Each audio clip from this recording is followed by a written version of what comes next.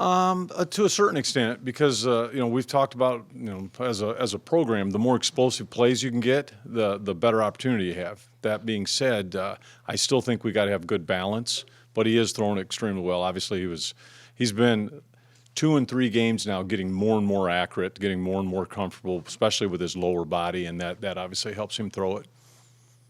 We had a few players mention that Tech maybe was throwing some stunts and just mixing some things up to stop the run. What did you see? They did probably a more of a better job saying we're not going to allow Deuce and Joe Irvin and some of those guys just hit some inside zone. So I did feel like they were slanting and angling a little bit more in some run pressures.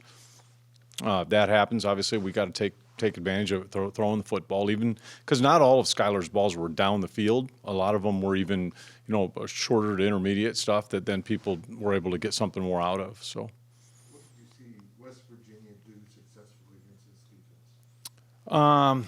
Well, they did a couple things. They have some extremely explosive receivers that a couple times they just dumped a little hitch screen out there to them, and a guy went and took it down to the 1 yard line.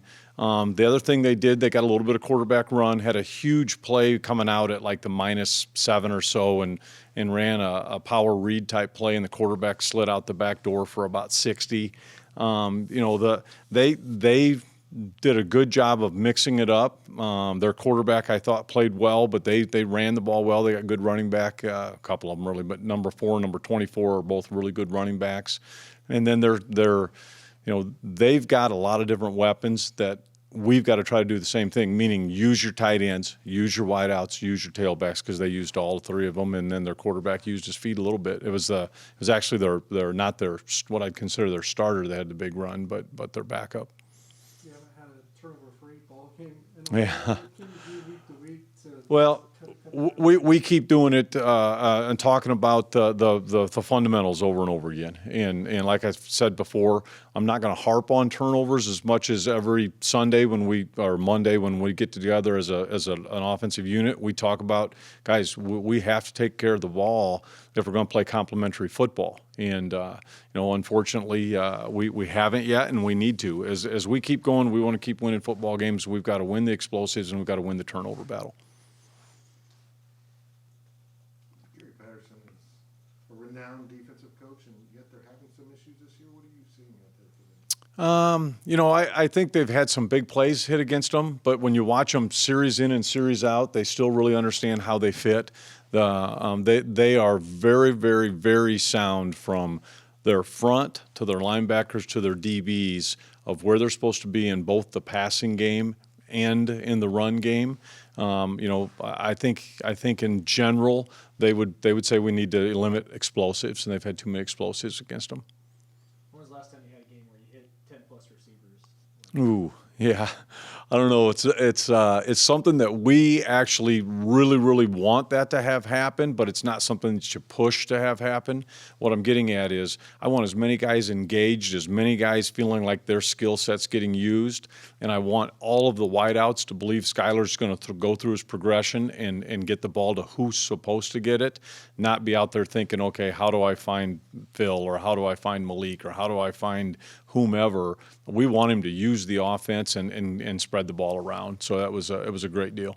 I know you want to share the ball, obviously, but is Tyron Howe earning more trust from you? Definitely. And it's continued on. We talked a little bit a couple weeks ago about how much he had improvement through the bye week, and it's continued. He obviously had a very, very good catch for about 30. He's been getting more and more plays. Obviously, we threw it more. Just happened to be where he had the 2 or 3 or 4 catches. I think Landry maybe had 3 catches this week, and Phil maybe 5. But we got to keep getting him the ball because he's got very good skill set as far as hands and ability to make something happen after he catches it. How early into the last game did you identify that touchdown pass to Deuce as a scheme that was going to work? Well, we had it called about 3 times. Unfortunately, one of them we checked it. One of them we had an illegal procedure. And then the third one we got it called and it worked.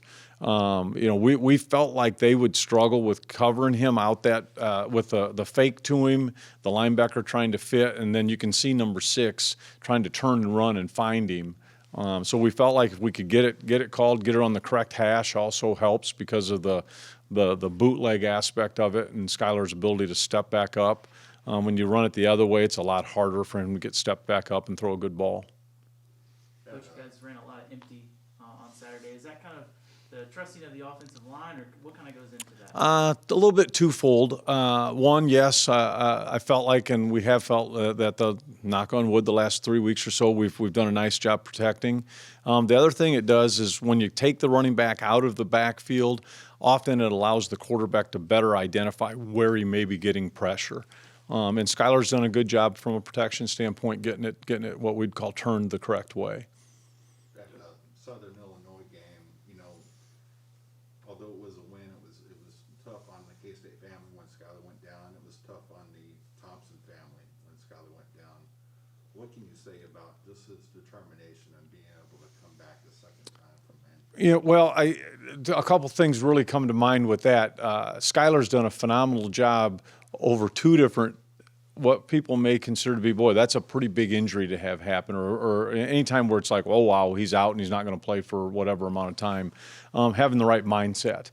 And to his credit, he's never had a day, to outwardly anyway, where you feel like, man, that guy's dauber's down. He's a positive guy that believes things happen for a reason, has has faith, and there's a reason why things are happening. And he's been very good at it. And, we've had a number of guys in our program that have had, season-ending injuries that their mindset and how they attack things has been very, very good. And I think part of it is because Skylar sets a great example.